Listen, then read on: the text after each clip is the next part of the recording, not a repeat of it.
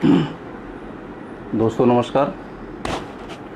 मैं डॉक्टर इंद्रदेव सिंह आपके सामने प्रस्तुत हूँ। आज मेरी लाइव क्लास जो चलती है शनिवार को, उस क्लास के लिए आपके सामने मैं प्रस्तुत हूँ। और पिछली क्लास के बारे में जो हम लोगों ने चर्चा किया था, उसी क्रम को हम लोग आगे बढ़ाएंगे कि पिछली क्लास को जो हम लोगों ने चर्चा किया था उड़ीसा शैली के बारे में, और यह जो लाइव क्लास जा रही है फेसबुक पर भी जा रही है और आपकी यूट्यूब पर भी जा रही है। तो जो भी आपके अपने कमेंट हैं उसको आप भेजते रहिएगा, और जो भी क्वेश्चंस आपके राइज होंगे उस क्वेश्चंस को भी आप लोग करते रहिएगा। आज का जो लेक्चर है हमारा है 2 पार्ट में डिवाइडेड है। पहला है कि जो उड़ीसा शैली के जो मंदिर हैं पीछे हम लोगों ने डिस्कस किया था, एक बार हम उसका रिवीजन करेंगे, और इसके बाद खजुराहो शैली के मंदिरों को भी हम लोग हैंडल करेंगे। तो एक बार खजुराहो शैली की जो महत्वपूर्ण विशेषताएं थी उसके बारे में हम लोग तेज़ी से देखते हुए फिर इसके बाद आपके खजुराहो शैली स्टाइल के जो मंदिर हैं उसके बारे में चर्चा करेंगे। खजुराहो उड़ीसा शैली के जो मंदिर हैं, यहाँ से काफ़ी क्वेश्चंस सिविल में और पीसीएस में और अन्य परीक्षाओं में पूछे जाते हैं, जो कि बहुत ही इम्पोर्टेंट हैं। इसमें एक बार मैं पूरे जो हम लोगों ने उड़ीसा शैली के महत्वपूर्ण मंदिरों के बारे में जो डिस्कस किया है इसके बारे में हम शॉर्ट में 5 मिनट के अंदर हम इस चीज़ को मतलब रिवीजन कर लेंगे। इसके बाद हम खजुराहो शैली के मंदिरों की चर्चा हम लोग करेंगे। मैंने आपको बताया था कि उड़ीसा शैली की जो शुरुआत होती है, जो मंदिरों की शुरुआत होती है वो 7वीं शताब्दी से लेकर के 13वीं शताब्दी के बीच में चलती है। यहाँ पर इसके 3 महत्वपूर्ण केंद्र थे। एक है भुवनेश्वर, दूसरा है पुरी और तीसरा है कोणार्क। चूँकि बहुत ज़्यादा मंदिर भुवनेश्वर में बनाए गए, इसीलिए भुवनेश्वर को मंदिरों का शहर भी कहा जाता है। उड़ीसा में जो मंदिरों की शुरुआत करने का जो श्रेय सबसे पहले जाता है वह गौड़ राजा शशांक को जाता है। और शशांक के बारे में आपको पता है कि जो हर्ष के साथ में संघर्ष हुआ था, उस संघर्ष में शशांक का नाम आता है। तो सबसे पहले शशांक का नाम आता है, उसने त्रिभुवनेश्वर मंदिर की सबसे पहले स्थापना किया। और 13वीं शताब्दी में उड़ीसा शैली के अंतिम मंदिर की स्थापना की गई, उसे कोणार्क मंदिर का नाम दिया जाता है।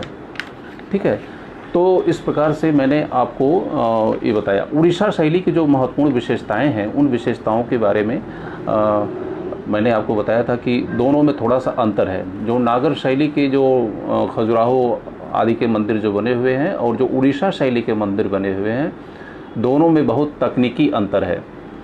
तो उड़ीसा शैली की जो मंदिरों की जो विशेषताएं हैं, जो कि सभी परीक्षाओं में इसको पूछा जाता है,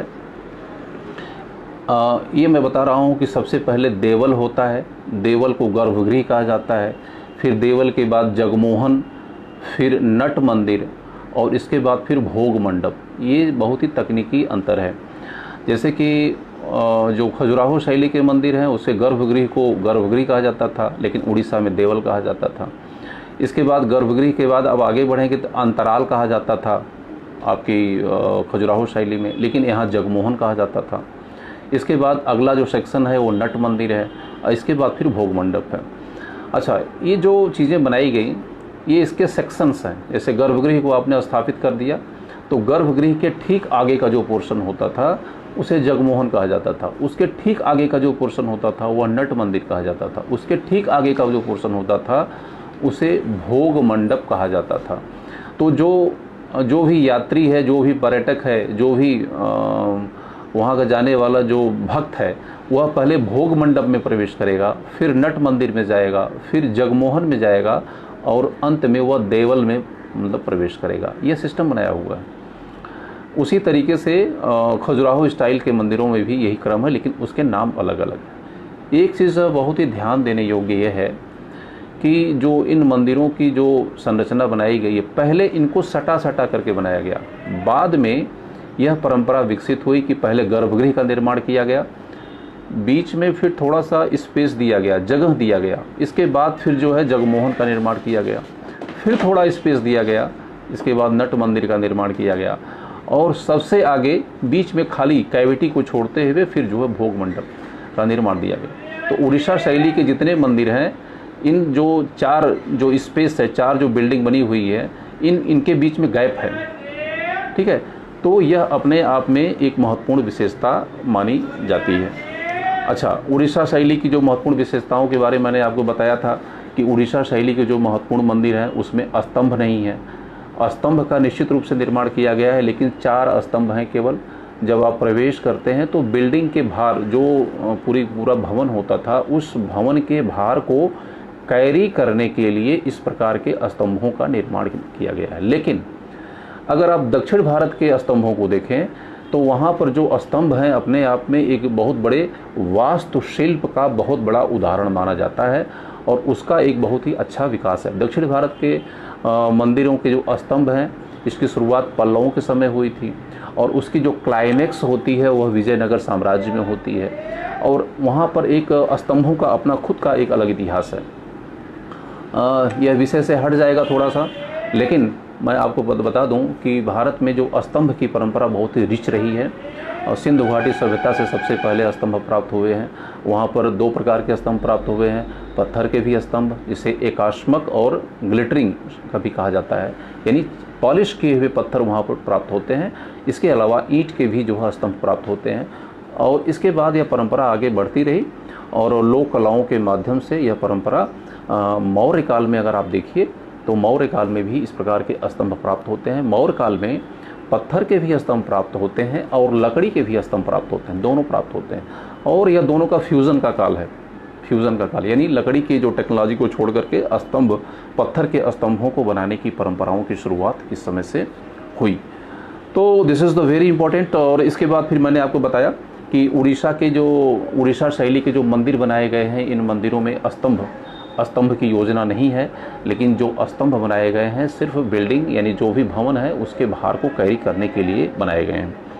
अच्छा, एक चीज़ और है कि यहाँ के जो मंदिर बनाए गए हैं, मंदिर के भीतरी भाग को सादा रखा गया है, मंदिर के भीतरी भाग को सादा रखा गया है, प्लेन रखा गया है, और बाहरी भाग पर काफ़ी डेकोरेशन किया गया है।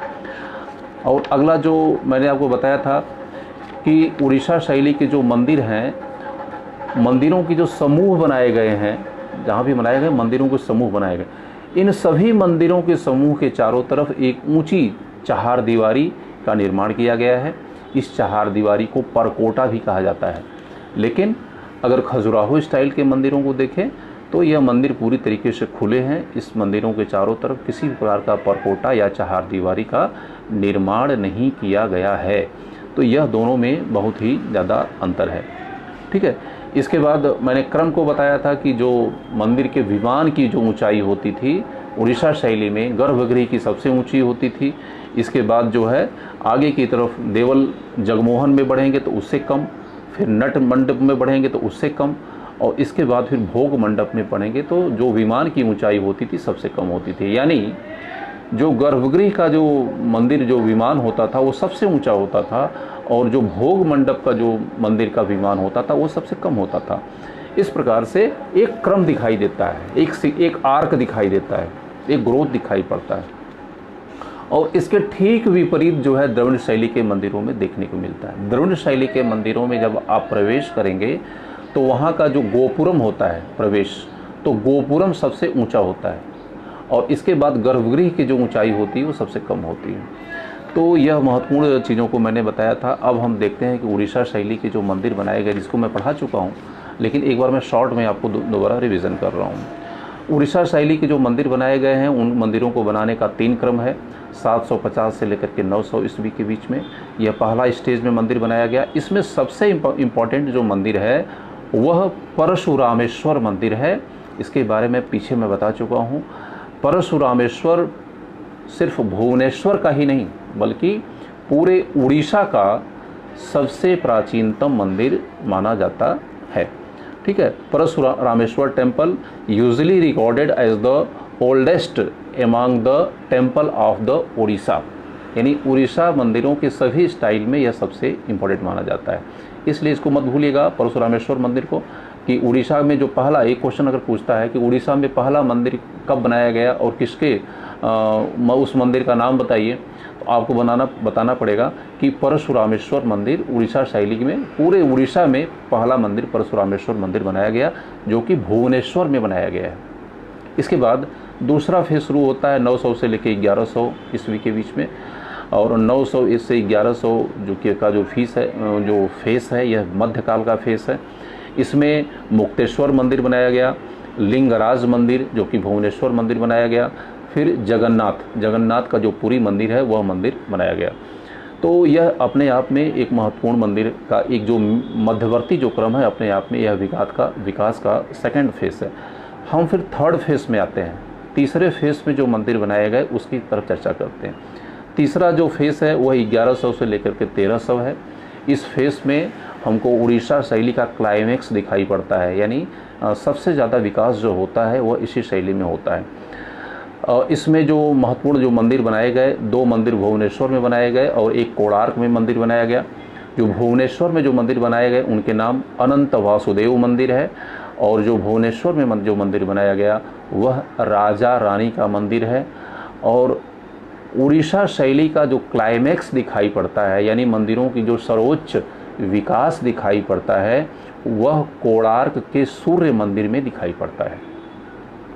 तो आपको ध्यान रखना पड़ेगा, परशुरामेश्वर पहला मंदिर है और जो कोणार्क का सूर्य मंदिर है वह इस शैली का सर्वोच्च मंदिर है, अपने आप में यह क्लाइमेक्स है। तो इन 2 चीज़ों को आपको देखना पड़ेगा, भाषा शैली हर दृष्टिकोण से जो सर्वोच्च शिखर हमको कोणार्क के सूर्य मंदिर में हमको दिखाई देता है। तो this is the very important. इसके बाद फिर हम लोगों ने डिस्कस किया था रथ योजना क्या है, रथ योजना क्या है, ठीक है ना। रथ योजना के बारे में मैं आपको डिस्कस कर चुका हूँ। अगर रथ योजना के बारे में अगर आपको जानना है तो जो प्रीवियस मेरा लेक्चर है आप वहाँ पर जाके देखेंगे, तो रथ योजना के बारे में चीज़ें आपको समझ में आ जाएंगी। यह रथ योजना के बारे में मैं बता चुका हूँ कि लोग रथ योजना को रथ योजना एक भवन निर्माण की योजना है और इससे रथ से कोई लेना देना नहीं है, ध्यान रखिएगा। हाँ, ये लेना देना है कि जो इसकी स्ट्रक्चर बनाई गई है वह रथ के आकार की बनाई गई है, लेकिन रथ योजना एक भवन निर्माण, जो मंदिर बनाए गए उन मंदिरों के निर्माण की एक प्लानिंग है, योजना, ठीक है ना। तो that's why it is the architectural planning of the temple that was the only started in the Orissan areas.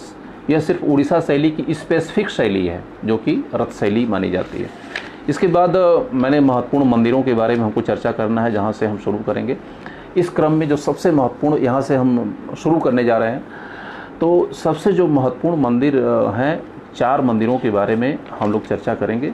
पहला है लिंगराज टेम्पल, और इसके बाद दूसरा जो हमारा मंदिर होगा पुरी का जगन्नाथ मंदिर, इसके बाद फिर राजा रानी का मंदिर। 4 टेम्पल को डिटेल हम लोग करेंगे क्योंकि यहाँ से निश्चित रूप से प्रश्न आते हैं। तो पहला मैं बताया कि भुवनेश्वर का लिंगराज मंदिर, इसके बाद फिर पुरी का जगन्नाथ मंदिर, फिर राजा रानी का मंदिर, और फिर अंत में आपका उड़ीसा कोणार्क का आपका मंदिर जो बहुत फेमस मंदिर है, उसको हम लोग लास्ट में इसको डिस्कस करेंगे। पहला हम लोग डिस्कस करने जा रहे हैं लिंगराज मंदिर, ठीक है। लिंगराज मंदिर के बारे में हम सबसे पहले चर्चा करेंगे, तो इसको आप पेन डाउन कर लीजिए, बहुत इंपॉर्टेंट है। 4 मंदिरों के बारे में अगर आप पढ़ लेते हैं तो इतना जानिए कि 4 मंदिरों से बाहर कभी यहाँ पूछता नहीं है। तो आप धैर्य लेकर के कॉपी पेन लेके बैठिए, तभी चीज़ें समझ में आएगी। मैंने आपको बता चुका हूँ, कोई शॉर्टकट इसका नहीं है, कोई मंत्र किसी के पास नहीं है कि आपको 2 मिनट में बताए और चीज़ों को बता दे। अगर गंभीर अध्ययन आप करना चाहते हैं और एक अच्छा सिलेक्शन लेना चाहते हैं तो गंभीर तरीके से पढ़ना सीखिए, ठीक है। कोई शॉर्ट ट्रिक इसकी नहीं है। और एसएससी की तैयारी करें तब तो कोई बात नहीं है, लेकिन अगर आप गंभीर विद्यार्थी हैं तो इसके लिए आपको गंभीरता से पढ़ना पड़ेगा। मैं लिंगराज मंदिर के बारे में आपको बता रहा हूँ। यह मंदिर लिंग नाम से ही क्लियर है, यह शिव को समर्पित है, और इसका निर्माण जो किया था सोमवंशी शासकों ने इसका निर्माण कराया था। इसकी जो टाइमिंग है वह 11वीं शताब्दी की मानी जाती है। इसके निर्माता के बारे में इतिहासकारों के बीच में मतभेद है कि इसका निर्माण किसने किया था। इसके निर्माता के बारे में कहा जाता है कि किसी का विचार है कि इसका निर्माण ययाति ने किया था, और कुछ विद्वानों का एक समूह जो मानता है कि इसका निर्माण महाभवगुप्त ने किया था। तो इसके जो निर्माता कौन थे इसके बारे में यह क्लियर नहीं है, लेकिन इसका निर्माण सोमवंशी शासकों ने किया था, इसके बारे में कोई मतभेद नहीं है।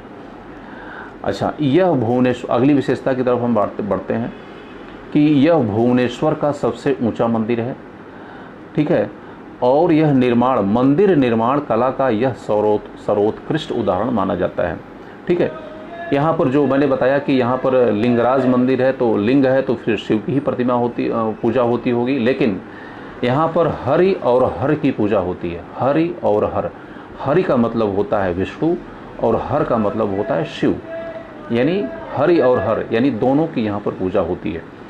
अच्छा, और इसकी एक महत्वपूर्ण विशेषता है कि यह पूरे कंपाउंड में कुल 180 मंदिर हैं, यानी मंदिरों का बहुत बड़ा समूह है। और मैंने आपको बताया कि जो भी समूह में मंदिर बनाए गए हैं, इन सभी मंदिरों के चारों तरफ एक ऊंचा एक परकोटा का निर्माण किया गया है, परकोटा, जिसके अंदर सभी प्रकार के मंदिर जो है सुरक्षित हैं। और इस मंदिर के निर्माण में तोड़दार तकनीकी का प्रयोग किया गया है। तोड़दार तकनीकी, जब आप विमान ऊपर ले जाएंगे, ठीक है, आपने विमान का घेरा नीचे का बना दिया, लेकिन जब आप इसके विमान को बनाएंगे तो विमान को बनाने के लिए जो टेक्नोलॉजी का प्रयोग किया गया है वह तोड़दार तकनीकी कही जाती है। इसे मेहराब शैली भी कहा जाता है, इसे इंग्लिश में कार्बेलिंग स्टाइल भी कहा जाता है, कार्बेलिंग स्टाइल, ठीक है। और मैंने पीछे में बता चुका हूँ कि जो उड़ीसा शैली के मंदिर हैं इसके आंतरिक भाग को सादा रखा गया है, लेकिन जो इसका बाह्य भाग है, इसके बाह्य भाग में भारी अलंकरण किया गया है, जो कि इस शैली की महत्वपूर्ण विशेषता मानी जाती है। और इस मंदिर को बनाने में गुलाबी बलुआ पत्थर का इस्तेमाल किया गया है। गुलाबी बलुआ पत्थर का इसको इस्तेमाल किया गया है। तो मैं लिंगराज मंदिर की जो विशेषताएं हैं इसके बारे में आपको बता चुका हूं, और जो 3-4 पॉइंट को आपको ध्यान रखना है कि यह पहले है, लिंगराज मंदिर कहाँ पे है, उड़ीसा के भुवनेश्वर में है। दूसरा है, इसका निर्माण सोमवंशी शासकों ने किया था। इसके निर्माता कौन थे, कौन से राजा थे, इसके बारे में विवाद है, लेकिन 2 नाम आते हैं, एक है ययाति और दूसरा है महाभवगुप्ता का नाम आता है। इसके बाद मैंने आपको बताया था कि यहाँ हरि और हर की पूजा होती है। इस मंदिर को बनाने में तोड़दार तकनीकी का प्रयोग किया गया है, इसे मेहराब शैली भी कहा जाता है, इसे कार्बेलिंग स्टाइल भी कहा जाता है। मंदिर का आंतरिक भाग सादा है और बाहरी भाग जो है इसमें काफ़ी अलंकरण का प्रयोग किया गया है। ये 5-6 पॉइंट को आपको सिर्फ ध्यान रखना है। अगर 5-6 पॉइंट को अगर आप ध्यान रख लेते हैं तो आपको कोई दिक्कत नहीं होगी। लेकिन लिंगराज मंदिर उड़ीसा में है, और ये जो है आपका भुवनेश्वर में है। इसके निर्माता के बारे में याद रखिए, और किस वंश के शासकों ने इसको बनवाया था और किस स्टाइल में, और इसको बनाने में गुलाबी बलुआ पत्थर का इस्तेमाल किया गया है। अगला जो बहुत महत्वपूर्ण मंदिर है वो है पुरी का जगन्नाथ मंदिर। पुरी का जगन्नाथ मंदिर, इसको आप लोग पेन डाउन करिएगा। बहुत बार ये पुरी के जगन्नाथ मंदिर के बारे में प्रश्न पूछे गए हैं। हिंदू धर्म में 4 धाम की परंपरा है, आपको पता होगा। हिंदू धर्म में 4 धाम की परंपरा है, और 4 धामों के नाम अगर आपको याद होंगे, नहीं होंगे तो मैं बता रहा हूँ। बद्रीनाथ पहला है, रामेश्वर दूसरा है, द्वारिका और तीसरा है पुरी, ठीक है। तो हर हिंदू अपने जीवन में एक बार सोचता है कि मैं 4 धामों की यात्रा करूं, जिसमें बद्रीनाथ है, रामेश्वर है, द्वारिका है और पुरी है। तो इन चीज़ों के बारे में यह जो है, इसलिए यह इस मंदिर का बहुत ही बड़ा महत्वपूर्ण है। अच्छा, इसके निर्माण के बारे में हम लोग देखेंगे कि इसकी जो निर्माण की तिथि क्या है। इसको निर्माण किया गया 1112 ईस्वी में किया गया, 1112 में। और इसके जो निर्माणकर्ता थे वह गंग वंश के शासक थे। गंग वंश, पिछला मैंने बताया जो लिंगराज मंदिर है उसको मैंने बताया था सोमवंश के शासकों ने किया था, और पुरी के जगन्नाथ मंदिर का जो निर्माण किया गया वह गंग वंश के शासकों ने किया था। और गंग वंश के जिस शासक ने इसका निर्माण किया था उसका नाम है अनंत वर्मन चोडगंग। अनंत वर्मन चोडगंग ने इस मंदिर का निर्माण किया था। ठीक है। तो दो चीज़ें बड़ी बहुत इसके जो इसकी निर्माण की कंस्ट्रक्शन की जो डेट है आप उसको देखिए। तो निर्माण की जो डेट है कंस्ट्रक्शन की वो 1112 है।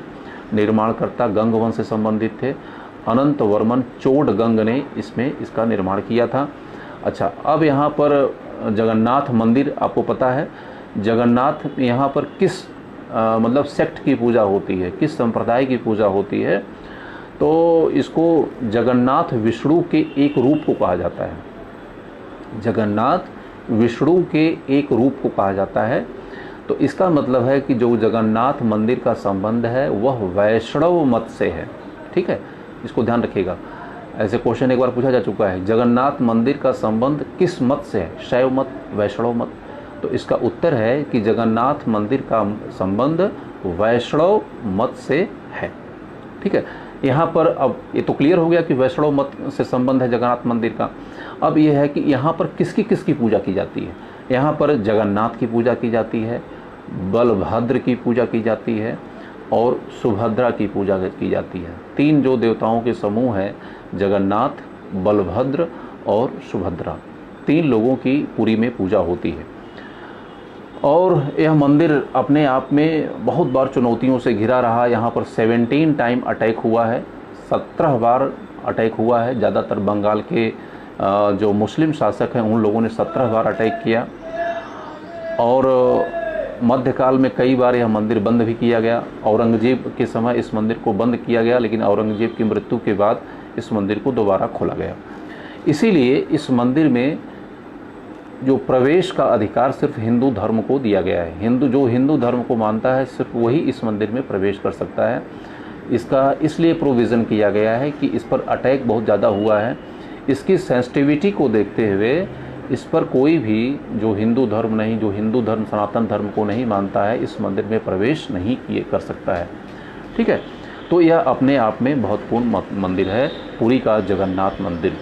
अच्छा, पुरी के जगन्नाथ मंदिर का संबंध बहुत ही ऐतिहासिक हस्तियों से रहा है, जो कि हमारे सनातन धर्म में बड़ी बड़ी हस्तियां रही हैं। उसमें भक्तिवाद को भारत में, दक्षिण भारत में आपको पता है, मैंने बता चुका हूँ कि भारत में पहली बार भक्तिवाद की शुरुआत दक्षिण भारत में होती है। दक्षिण भारत में पहली बार भक्ति की शुरुआत होती है और उसके जो संस्थापक थे वो थे रामानुज। और उत्तर भारत में भक्ति के कॉन्सेप्ट को लेके आने वाले थे रामानंद। तो यह दो चीज़ें बड़ी महत्वपूर्ण है। भक्ति का जो कॉन्सेप्ट है वह जो शुरुआत हुआ वह दक्षिण भारत में, उसका श्रेय जाता है रामानुज को। रामानुज ने विशिष्टाद्वैत की स्थापना की, आपको पता ही होगा। और वहाँ से भक्तिवाद की जो परंपरा है वह उत्तर भारत। तो इस प्रकार से चीज़ों को हम देखते हैं।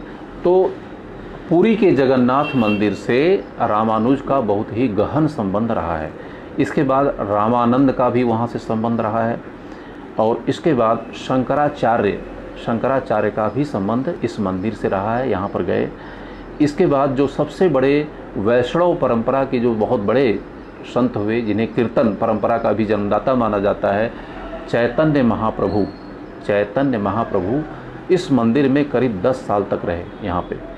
और आपको पता है जो हरे कृष्ण जो मिशन पूरे दुनिया में जो चल रहा है, हरे कृष्ण संप्रदाय के लोग जो कीर्तन में विश्वास करते हैं, आपको पता इस्कॉन जो मंदिर है, तो उस परंपरा के संस्थापक जो है चैतन्य महाप्रभु को माना जाता है।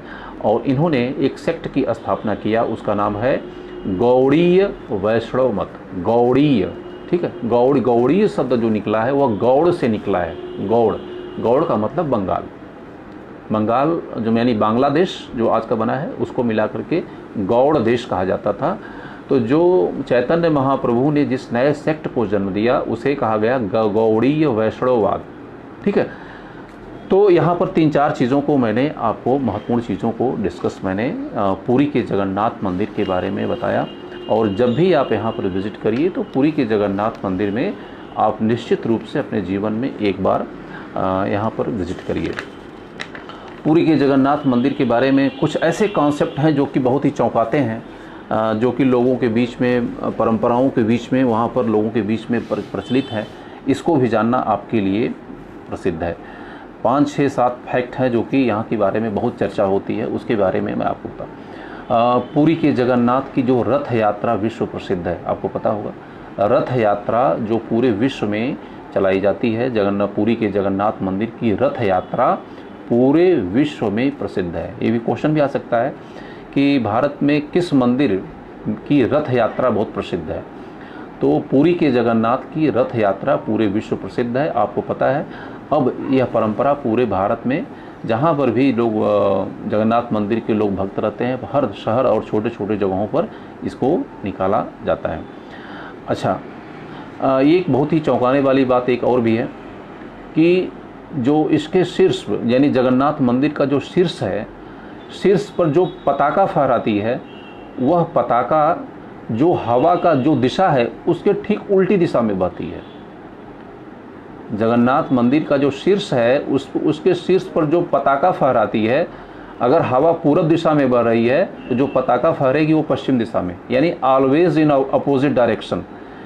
यह बहुत बड़ी चौंकाने वाली बात है यहाँ के मंदिर के बारे में कि हवा अगर पूरब की होगी, यानी हवा के विपरीत यहाँ का जो झंडा है, ऊपर जो पताका फहराई जाती है, वह हमेशा हवा के विपरीत दिशा में बहती है। अच्छा, यहाँ की जो पताका ऊपर है वह पताका प्रतिदिन बदली जाती है, प्रतिदिन इसकी बदली जाती है। यानी जो पुजारी चढ़ता है वो 45 स्टोरी की जितनी बिल्डिंग चढ़ना होता है, तो 45 स्टोरी वह बिल्डिंग को ऊपर चढ़ता है और 45 स्टोरी बिल्डिंग को नीचे उतरता है। ठीक है, यह अपने आप में बहुत ही महत्वपूर्ण चीज़ें इसके बारे में मानी जाती है। अगली जो विशेषता है कि इस मंदिर के ऊपर सूर्य की छाया नहीं पड़ती। छाया का मतलब आपको पता है, जब सूर्य पूरब की दिशा में रहेगी तो पश्चिम में छाया पड़ेगी, और जब शाम को जब सूर्य पश्चिम की दिशा में जाएगा तो पूरब की तरफ छाया पड़ती है। लेकिन इस मंदिर पर सूर्य की कोई छाया नहीं देखी गई है, यानी कोई शैडो उस पर नहीं पड़ता है। यह भी बहुत ही चौंकाने वाली बातें हैं। अच्छा, और इस मंदिर के शीर्ष पर, सबसे शीर्ष पर एक सुदर्शन चक्र रखा हुआ है। सुदर्शन चक्र रखा हुआ है, आपको पता है सुदर्शन चक्र रखने का मतलब ये है कि इसका भी संबंध वैष्णव से है, और भगवान कृष्ण का जो सुदर्शन चक्र होता था, तो इसके मंदिर के शीर्ष पर एक सुदर्शन चक्र जो कि पत्थर का बना हुआ है वो रखा हुआ है टॉप पर, और इसका जो वज़न है वह 10 कुंतल का है, 10 कुंतल। तो यह बहुत चौंकाने वाली बात है कि 10 कुंतल का जो वज़न है वह 50 मीटर से भी ऊपर ऊंचाई पर कैसे ले जाया गया होगा, जबकि उस समय किसी भी प्रकार की कोई एडवांस तकनीकी का किसी प्रकार का प्रयोग नहीं था। तो यह बहुत ही चौंकाने वाली बात है। इसके बाद एक और भी चौंकाने वाली बात है कि कोई भी बर्ड्स इस मंदिर के ऊपर से कभी नहीं उड़ता है। कोई भी पक्षी इस मंदिर के ऊपर से नहीं उड़ता है। यह भी बहुत ही आश्चर्यजनक बात है। किसी ने नहीं देखा कि इस मंदिर के ऊपर से कोई कभी पक्षी जो है उड़ता है। अच्छा, ये चूँकि मंदिर आपको पता है एकदम समुद्र के किनारे बना हुआ है, जो आपका जगन्नाथ का मंदिर है समुद्र के किनारे बना हुआ है, तो समुद्र की जो गड़गड़ाहट है वह लगातार आती रहती है। लेकिन मंदिर के जब कैंपस में रहेंगे आप, यानी मंदिर में जब आपने प्रवेश नहीं किया है, तब तो मंदिर की समुद्र के गड़गड़ाने की आवाज़ आपको सुनाई पड़ेगी।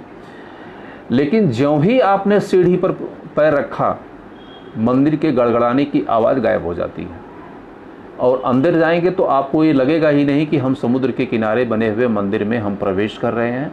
और ज्यों ही आप सीढ़ी से नीचे उतरेंगे, समुद्र के गड़गड़ाने की आवाज़ आपको पूरी तरीके से सुनाई देने लगती है। और एक चीज़ और भी है कि यहाँ पर जो खाना खाने वालों की संख्या है, वहाँ पर 2000 से लेकर 2 लाख तक अधिकतम लोग प्रतिदिन यहाँ पर खाना खाते हैं। 2000 से 2 लाख लोगों के बीच यहाँ प्रतिदिन खाना खाते हैं। लेकिन यहाँ पर कभी किसी भोजन की आज तक कमी नहीं पड़ी है। अच्छा, इसका एक नाम और है, इसे वाइट पैगोडा भी कहा जाता है। वाइट पैगोडा, ब्लैक पैगोडा कहा जाता है सूर्य मंदिर को, और वाइट पैगोडा कहा जाता है जगन्नाथ मंदिर को। इसको ध्यान रखिएगा, बहुत इंपॉर्टेंट क्वेश्चन है ये। ठीक है, वाइट पैगोडा और ब्लैक पैगोडा। ब्लैक पैगोडा कहा जाता है कोणार्क के सूर्य मंदिर को, ब्लैक पैगोडा कहा जाता है कोणार्क के सूर्य मंदिर को, और वाइट पैगोडा कहा जाता है जगन्नाथ के मंदिर को, इसको लाल रंग से लिख करके आप लोग रख लीजिएगा। तो यह जो पुरी का जो जगन्नाथ मंदिर है वास्तव में बहुत चौंकाने वाला मंदिर है। जो इसकी विशेषताएं हैं मैंने आपको बताई। आपको याद क्या रखना है, मैं बहुत ही शॉर्ट में मैं आपको ब्रीफ कर दे रहा हूँ। पहला है कि इसके निर्माण के बारे में, इसका निर्माण कब किया गया, आप लोग लिखे होंगे। इसका निर्माण 1112 में किया गया। इसका निर्माण गंगवंशी राजा ने किया था, उसका नाम था अनंत वर्मन। यह हिंदू के यह 4 धामों में एक धाम यह माना जाता है। यहाँ पर विष्णु की पूजा की जाती है। और इसी क्रम में मैंने आपको बताया 3, 4, 5 फैक्ट, बहुत ही अमेजिंग फैक्ट्स मैंने आपको बताया। ये बताया कि यहाँ की रथ यात्रा विश्व प्रसिद्ध है। यहाँ का शीर्ष का जो झंडा लगा हुआ है हमेशा हवा की विपरीत दिशा में मतलब कि फ्लो करता है, बहता है। इसके अलावा यहाँ पर सूर्य की कोई छाया नहीं पड़ती है, जो कि बहुत ही आश्चर्यजनक चीज़ है। कोई पक्षी इसके ऊपर से नहीं उड़ सकता है। 10 कुंतल का इसके ऊपर चक्र रखा हुआ, वहाँ पहुँचाना बहुत ही चैलेंजिंग रहा होगा। इसे वाइट पैगोडा कहा जाता है। और यहाँ पर किसी प्रकार की किसी भोजन की आज तक कमी नहीं पड़ी है। 2000 से लेकर के 2 लाख तक लोग यहाँ पर निःशुल्क भोजन करते हैं, लेकिन किसी भी प्रकार की कभी कोई समस्या आज तक नहीं आई है। अच्छा, अगला जो टेम्पल है वह है राजा रानी का मंदिर। बहुत ही इम्पोर्टेंट है यह राजा रानी का मंदिर। यह बहुत बार क्वेश्चन यहाँ से पूछा गया है। राजा रानी का मंदिर, ठीक है, इसको आप लोग लिखिए। राजा रानी का जो मंदिर है यह 11वीं शताब्दी का बना हुआ है। यह मंदिर 11वीं शताब्दी का बना हुआ है। अच्छा, ये जो राजा रानी का मंदिर है इसमें जो कोई राजा रानी जैसा कोई कॉन्सेप्ट नहीं है कि इसमें राजा रानी की आकृतियां बनी हुई हैं या मूर्तियों या प्रतिमा को स्थापित किया गया है, उससे कोई इसका लेना देना नहीं है। ये जो फैक्ट बता रहा हूँ मैं, बहुत ही इम्पोर्टेंट फैक्ट बता रहा हूँ आपको। एक्चुअली इस मंदिर को बनाने में पीले बलुए पत्थर का इस्तेमाल किया गया है। इस मंदिर को बनाने में पीले बलुए पत्थर का इस्तेमाल किया गया है। और ये जो पीला बलुआ पत्थर इस्तेमाल किया गया, इसी को कहा गया राजरानिया। राजरानिया, ठीक है। जो पीला बलुआ पत्थर का यहाँ पर प्रयोग किया गया राजा रानी मंदिर में उड़ीसा के, उसे कहा गया राजरानिया। तो यही राजरानिया बिगड़ करके राजा रानी मंदिर के बारे में इसका नाम पड़ गया राजा रानी का मंदिर, ठीक है। तो यह बहुत ही महत्वपूर्ण कॉन्सेप्ट मैंने आपको बताया कि जो आपका राजा रानी का मंदिर, जो कि उड़ीसा शैली का महत्वपूर्ण मंदिर है, इसे 11वीं शताब्दी में बनाया गया। और जो मैंने बताया कि जो राजा रानी जो नाम पड़ा है इसका, तो यह किसी किंग और क्वीन के नाम से नहीं पड़ा है, राजा और रानी के नाम से यह नहीं पड़ा है। मैंने बताया कि इस मंदिर को बनाने में पीले बलुए पत्थर का इस्तेमाल हो गया। पीले बलुए पत्थर का इस्तेमाल हुआ है और इस पीले बलुए पत्थर को राजरानिया कहा जाता है। राजरानिया कहा जाता है। और यह राजरानिया शब्द ही बिगड़ करके राजा रानी के रूप में परिणित हो गया है। तो यह बहुत ही महत्वपूर्ण तथ्य है, इसको आप ज़रूर पेन डाउन कर लीजिएगा। यह मंदिर जो है 11वीं शताब्दी का है। इसे भुवनेश्वर में इसे बनाया गया है। यह मंदिर पंचरथ शैली का बना हुआ है। पंचरथ, और रथ शैली क्या होती है इसको मैं आपको बता चुका हूँ। एक बार फिर एक लाइन में बता दे रहा हूँ। जो पंचरथ शैली है, जो मंदिर अगर लंबवत खड़ा है तो उसको 5 पार्ट में बांटा गया है। 5 पार्ट में इसे डिवाइड किया गया है, यानी 5 खंडों में विभाजित किया गया है। इसी को पंचरथ कहा गया है। और उड़ीसा के जो मंदिर बनाए गए हैं, 4 रथ के भी बनाए गए हैं, 5 रथ के भी, और अधिकतम जो इसकी स्टाइल देखने को मिलती है वह सप्तरथ मंदिर की मिलती है। सप्तरथ का मतलब जो कि आपका सूर्य मंदिर जो बनाया गया है वह सप्तरथ स्टाइल में बनाया गया है। ये भी क्वेश्चन पूछता है कभी का, ध्यान रखिएगा कि उड़ीसा का जो आपका सूर्य मंदिर है, कोणार्क का सूर्य मंदिर है, वह किस स्टाइल में बनाया गया है। इसका उत्तर होगा सप्तरथ स्टाइल में इस मंदिर को बनाया गया है, ठीक है ना। तो इस प्रकार से क्वेश्चन। तो राजा रानी के मंदिर की मैं बात बता रहा हूँ, इससे कि 11वीं शताब्दी में बनाया गया। और यह राजरानिया यह जो राजा रानी शब्द है यह राजरानिया का बिगड़ा हुआ शब्द है। यह मंदिर, अब प्रश्न उठता है कि राजा रानी का मंदिर, इसमें पूजा किसकी की जाती है? तो जो राजा रानी का मंदिर है यह शिव को समर्पित है। यह मंदिर शिव को समर्पित है। इसकी लोकेशन मैंने आपको बता चुका हूँ। यह मंदिर भुवनेश्वर में बनाया गया है और इसमें स्टोन के बारे में पहले बता चुका हूँ कि जो पीले रंग का बलुआ पत्थर इसमें इस्तेमाल किया गया है। इसे डल रेड एंड येलो स्टोन भी कहा जाता है। डल रेड एंड येलो स्टोन भी कहा जाता है। ठीक है।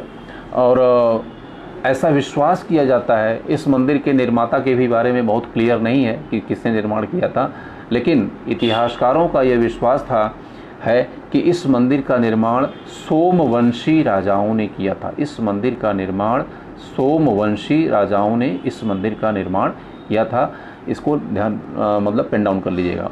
अच्छा, एक बहुत ही आश्चर्यजनक चीज़ है जो कि यहाँ से क्वेश्चन आता है कि इस मंदिर की बाह्य दीवारों पर इरोटिक मूर्तियाँ बनाई गई हैं, यानी स्त्री और पुरुष की प्रेम करती हुई मूर्तियों का इस पर अंकन किया गया है इस मंदिर की बाह्य दीवारों पर। एक मंदिर उड़ीसा में और भी है, उस पर भी इरोटिक पोजेस की जो है मूर्तियों को मतलब रखा गया है या बनाया गया है। उसमें जो आपका सूर्य मंदिर, कोणार्क का सूर्य मंदिर जो है, वहाँ पर भी इरोटिक मूर्तियों यानी प्रेम करती हुई स्त्री पुरुष की मूर्तियों को स्थापित किया गया है।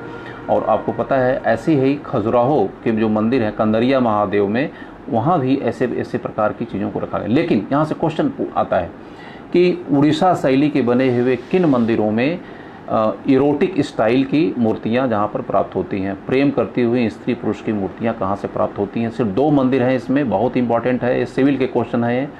एक है राजा रानी का मंदिर और दूसरा है कोणार्क का सूर्य मंदिर। इन मंदिरों की बाह्य दीवारों पर प्रेम करती हुई युगल स्त्री पुरुषों की जो है इसमें प्रतिमाएं प्राप्त हुई हैं। यह बहुत ही इंपॉर्टेंट क्वेश्चन है। ठीक है, तो यह मैं आपको पूरा का पूरा राजा रानी का जो मंदिर है इसके बारे में बता चुका हूँ। इसका निर्माण के बारे में एक बार मैं ब्रीफ में शॉर्ट में फिर से बता दे रहा हूँ। 11वीं शताब्दी में इसका निर्माण किया गया। इसका निर्माण सोमवंशी राजाओं ने किया था। सोमवंशी इसका राजाओं ने निर्माण किया। इसे पीले बलुए पत्थर पर निर्माण किया गया था, इसीलिए इसे राजरानिया कहा गया। यही बाद में राजा रानी के रूप में कन्वर्ट हो गया। Location of this temple is the in Bhubaneswar and the style, name of the style is the Pancharatha style. इसके बारे में इतना ही जानिए। And the some erotic images have been installed on the outer face of this temple. ये इतनी चीज़ें मैं आपको बताऊं कि जो इरोटिक मूर्तियाँ, इसका निर्माण यहाँ पर किया गया था। अंत में आते हैं हम, लास्ट जो फेस हमारा है वो है कोणार्क का सूर्य मंदिर, जो कि बहुत ही इम्पॉर्टेंट है। कोणार्क के सूर्य मंदिर के बारे में बता चुका हूँ आपको कि उड़ीसा शैली का यह जो मंदिर बना हुआ है, या अंतिम चरण का यह मंदिर बना हुआ है लास्ट फेस में, यानी सबसे अंत में मैंने बताया था। पहला जो मंदिर मैंने बताया था कि उड़ीसा स्टाइल का जो पहला जो मंदिर बनाया गया था उसका नाम मैं बता चुका हूँ आपको पीछे कि और इसके बाद फिर अंतिम जो मंदिर बनाया गया वह है कोणार्क का सूर्य मंदिर, इसको बनाया गया sun temple of the Konark. और सूर्य मंदिरों के बारे में मैं आपको एक सीरीज़ में आपको पहले बता चुका हूँ कि भारत में जो सन टेम्पल बनाए गए वह कहाँ कहाँ पर सन टेम्पल बनाए गए हैं, इसका डिस्क्रिप्शन मैं आपको अपने पीछे लेक्चर में बता चुका हूँ। और यहाँ से पिछली बार सिविल के क्वेश्चन भी आ चुका है कि दक्षिण भारत में एक सन टेम्पल बनाया गया, उसका नाम बताने के लिए बोला गया है। वो बहुत इंपॉर्टेंट लेक्चर की सीरीज़ है। मैं आप लोगों को पहले जूम पे मैं बता चुका हूँ और अलग से भी मैं आप लोगों को लिखवा चुका हूँ। तो उस क्रम में कोणार्क का सूर्य मंदिर यह अपने आप में बहुत ही महत्वपूर्ण है। इसके इम्पॉर्टेंट फैक्ट्स की तरफ हम लोग देखेंगे तो कोणार्क शब्द 2 चीज़ों को मिलकर बना हुआ है, कोण धन अर्क। कोण धन अर्क यानी कोण प्लस अर्क। ठीक है, तो कोण का मतलब होता है एंगल और अर्क का मतलब होता है सूर्य। ठीक है ना, अर्क का मतलब होता है सूर्य। तो यह यानी सूर्य एक विशेष कोण पर, सूर्य एक विशेष कोण पर, अर्क का मतलब होता है सूर्य और कोण का मतलब होता है एंगल, मतलब यानी एक स्पेसिफिक एंगल पर जो सूर्य की जो लोकेशन रही होगी उसके आधार पर यहाँ कोणार्क का सूर्य मंदिर बनाया गया। इसके निर्माणकर्ता की तरफ हम लोग आगे बढ़ रहे हैं कि इसका निर्माण किसने किया था। तो इस मंदिर का निर्माण नरसिंह देव प्रथम ने इसका निर्माण किया था।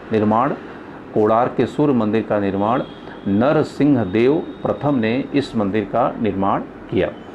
जो पूर्वी गंग शासक था, पूर्वी गंग शासक, ठीक है, पूर्वी गंग शासक जो थे वो उड़ीसा के ही शासक रहे हैं। तो जो पूर्वी गंग शासक थे, पूर्वी गंग शासक में नरसिंह देव प्रथम ने इस मंदिर का निर्माण किया। इसकी जो डेट है वह है 1250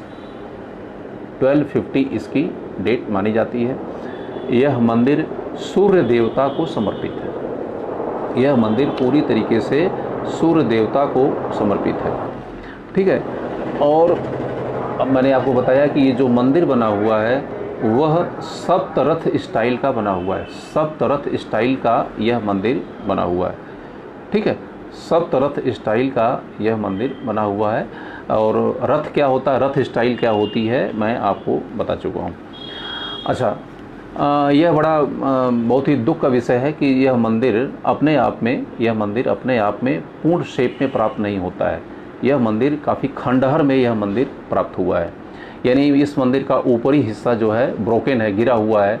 और गिरने के बारे में लोगों को यह जो अलग अलग जो विचारधाराएं हैं, गिरने के बारे में यह कहा जाता है कि जो इस मंदिर का जो विमान है वह किसी बिजली करने से मतलब कड़कने से गिर गया। किसी ने कहा कि जो मंदिर बनाया गया ये समुद्र के किनारे बनाया गया था और जब मंदिर बनाया जाने लगा तभी वह एक दिशा में झुकने लगा।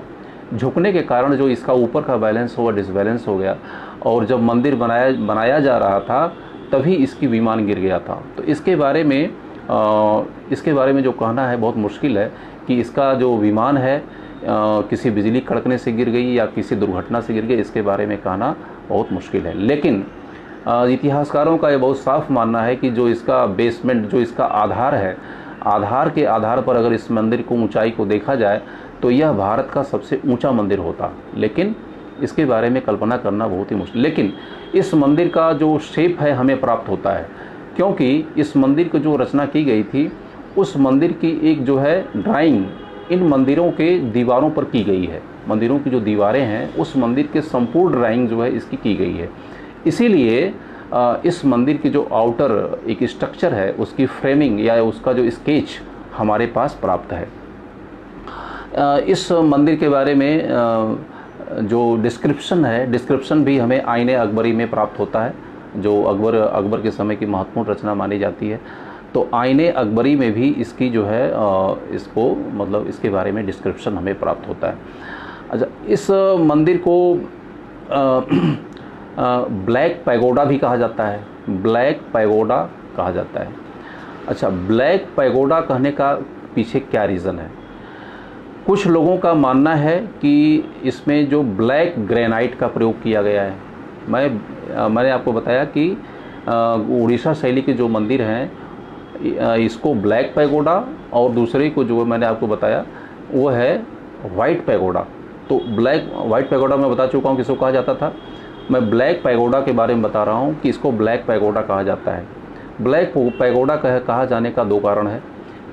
इतिहासकारों का एक समूह कहता है कि यहाँ पर ब्लैक ग्रेनाइट का यूज़ हुआ है, काले रंग के ग्रेनाइट का यहाँ पर यूज़ हुआ है।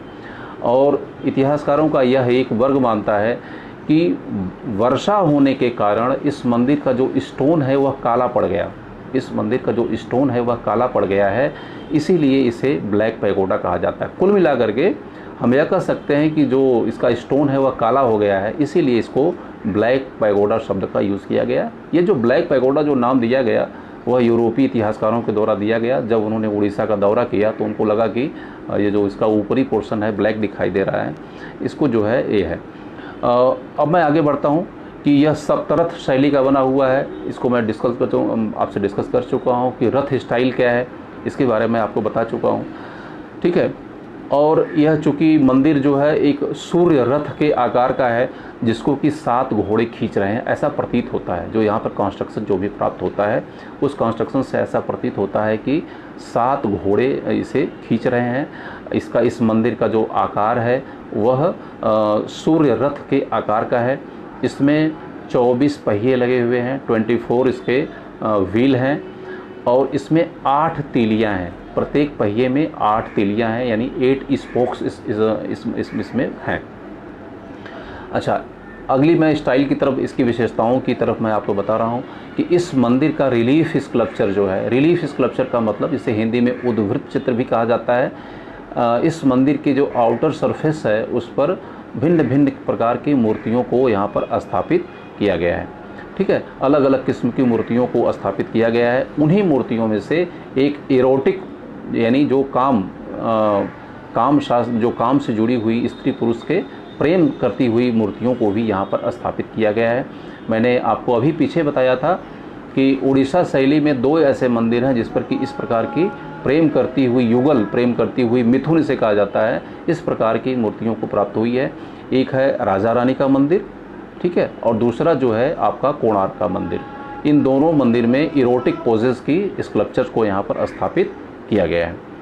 ठीक है, और इसके बारे में जो वो है, यह मंदिर अपने आप में कलाकृति का बहुत सुंदर उदाहरण माना जाता है। रविंद्रनाथ टैगोर ने इस मंदिर के बारे में अपना बहुत ही सुंदर वक्तव्य दिया था। आर्यन टैगोर का एक कोटेशन है। आर्यन टैगोर ने कहा, hear the language of stone, hear the language of stone surpass the language of human, hear the language of stone surpass the language of the human. यह आर्यन टैगोर का कोटेशन है जो कि बहुत ही महत्वपूर्ण माना जाता है। इन्होंने कहा कि यहाँ पर जो पत्थर की भाषा है वह मानव की भाषा को भी सरपास कर देती है, उसके ऊपर चली जाती है, कुछ कहने की ज़रूरत नहीं है आपकी।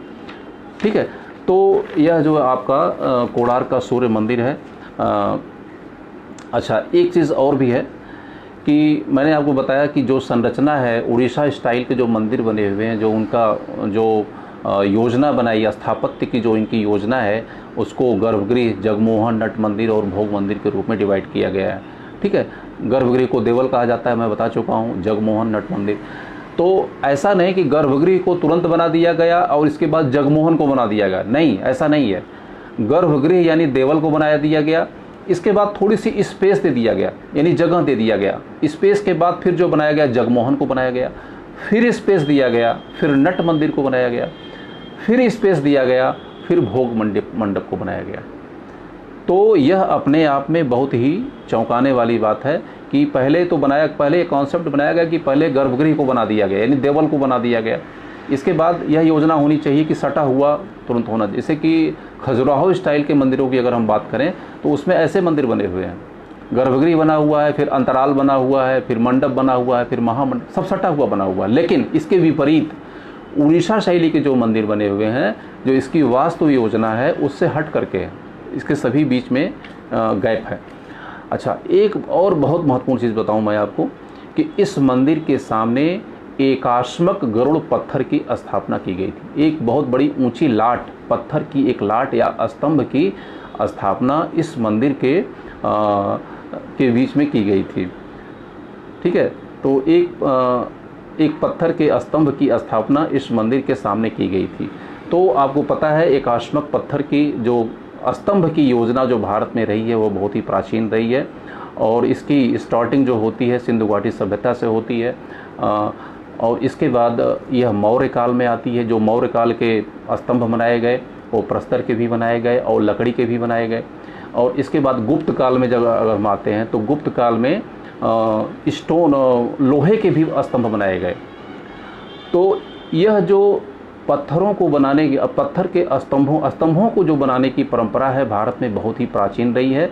हमारी जो वास्तुशिल्प के जो ग्रंथ हैं, जो प्राचीन ग्रंथ हैं, उसमें जो भवन बनाने की जो परंपराएं हैं वह 2 प्रकार की बनाई गई हैं। एक है कि स्तंभों पर आधारित भवन और दूसरा है नींव डाल करके। तो यूरोपीय देशों में आपको पता है कि लोग 17वीं शताब्दी 18वीं शताब्दी में यह लोगों को पता चला कि अगर भवन को स्तंभों पर बनाया जाएगा तो भवन ज़्यादा ऊंचाई पर जाएगा, यानी मल्टी स्टोरी भी बनेगा और मजबूत भी होगा। लेकिन जो हमारी परंपरा रही है, हमारे जो ऋषि महर्षि थे, हमारे पूर्वज थे, इस चीज़ को बहुत अच्छाई से जानते थे कि अगर पिलर पे भवन बनाएंगे तो वह मजबूत होगा, अच्छा भी होगा और टिकाऊ भी होगा। तो मैंने बताया कि जो स्तंभ की परंपरा रही है भारत में बहुत रिच रहा है। इसके बारे में हमारे शास्त्रीय किताब पुस्तकों में भी इसके बारे में डिस्क्रिप्शन हमको प्राप्त होता है। तो यह मध्यकाल की अगर डेट 11वीं शताब्दी का माना जाए तो इस प्रकार से गरुड़ पत्थर, गरुड़ स्तंभ की जो स्थापना का श्रेय जो है इस मंदिर के सामने दिया जाता है। कहने का मतलब यह है कि जो मौर्य काल के स्तंभों की परंपरा थी वह करीब करीब मध्यकाल में भी यह जारी रही। ये एकाश्मक पत्थर है, यानी मोनोलिथिक के स्टोन बनाया गया है। बाद में इस जो प्रस्तर के स्तंभ है इसको निकाल करके दूसरी जगह पर स्थापित किया गया। अच्छा, एक चीज़ बहुत इंपॉर्टेंट इस मंदिर के बारे में है जो कि बहुत गंभीर लोग होंगे उन चीज़ों को समझ पाएंगे।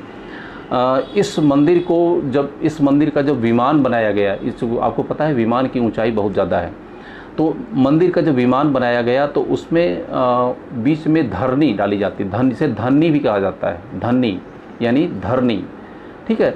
तो धरनी डालने से क्या होता है कि जो वेट होता है ऊपर का वह बढ़ जाता है।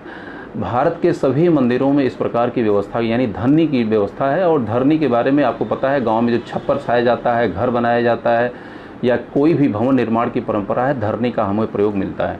तो वही प्रयोग जो है इस मंदिरों में भी मिलता है, धरनी का प्रयोग या धरनी का प्रयोग जिसे कहा, जिसे बीम कहा जाता है अंग्रेजी में। लेकिन उड़ीसा के जो मंदिर हैं, इस मंदिरों में ये अपने आप में यूनिक विशेषता है कि यहाँ पर 11 मीटर लंबे पिटवा लोहे का भारी भरकम धरनी को इसमें इस्तेमाल किया गया है। यह अपने आप में वंडरफुल है। भारत में जितने भी मंदिर बनाए गए, किसी भी मंदिर में लोहे की लंबी 11 मीटर लंबी धरनी का यानी जो बीम का प्रयोग नहीं किया गया है। तो मंदिर की ऊंचाई का जो वेट है, जो उसका वेट है, उसको डिस्ट्रीब्यूट करने के लिए यहाँ पर 2 तरीकों का प्रयोग किया गया। एक पत्थर की धरनी का भी यूज़ किया गया है, उसके अलावा लोहे की बनी हुई बहुत लंबी 11 मीटर लंबी धरनियों का प्रयोग किया गया है।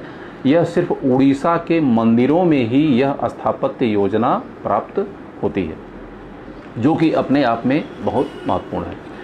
तो यह है इसके बारे में मैं आपको 3-4-5 पॉइंट मैंने आपको बताया कि जो यह मंदिर है इसके बारे में। एक बार मैं पूरे इसको मैं एक बार रैपअप में कर ले रहा हूँ चीज़ों को, जिससे कि आपको समझने में दिक्कत ना हो। कोणार्क सूर्य मंदिर के बारे में मैंने बताया, इसका मतलब बताया, कोणधन अर्क से बना हुआ है।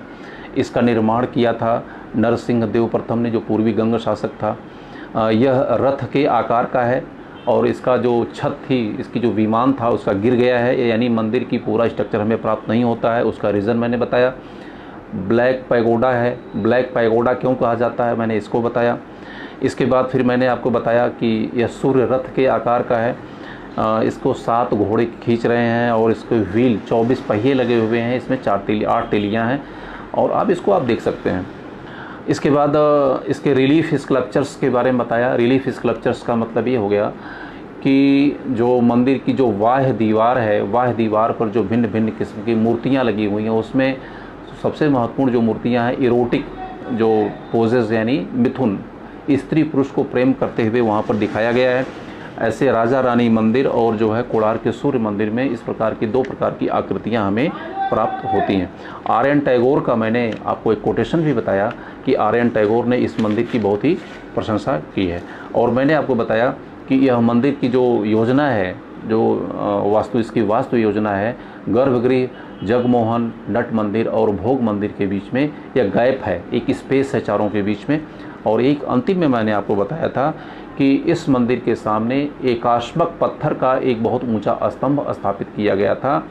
बाद में इस मंदिर यहाँ से निकाल करके उसे दूसरे मंदिर में यहाँ पर स्थापित कर दिया गया। और लास्ट में मैंने आपको बताया था कि इस मंदिर का जो छत बनी हुई यानी जो विमान बना हुआ है वह जो है रोड़ेदार विधि से हुआ है।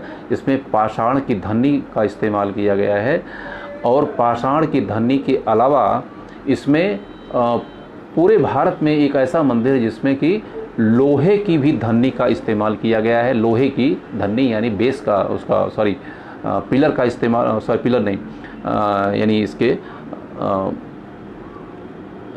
धरनी का इस्तेमाल हुआ है। इसकी जो ऊंचाई लंबाई है वह 11 मीटर है, ठीक है ना।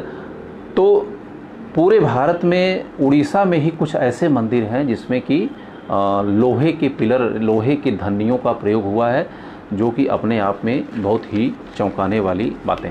तो उड़ीसा शैली के सभी मंदिरों के बारे में हमारा अध्ययन पूरा हो चुका है और इसके बारे में जो मैंने आपको टॉपिक जो डाला हुआ है वो अगले स्टेप की तरफ हम लोग आगे बढ़ेंगे।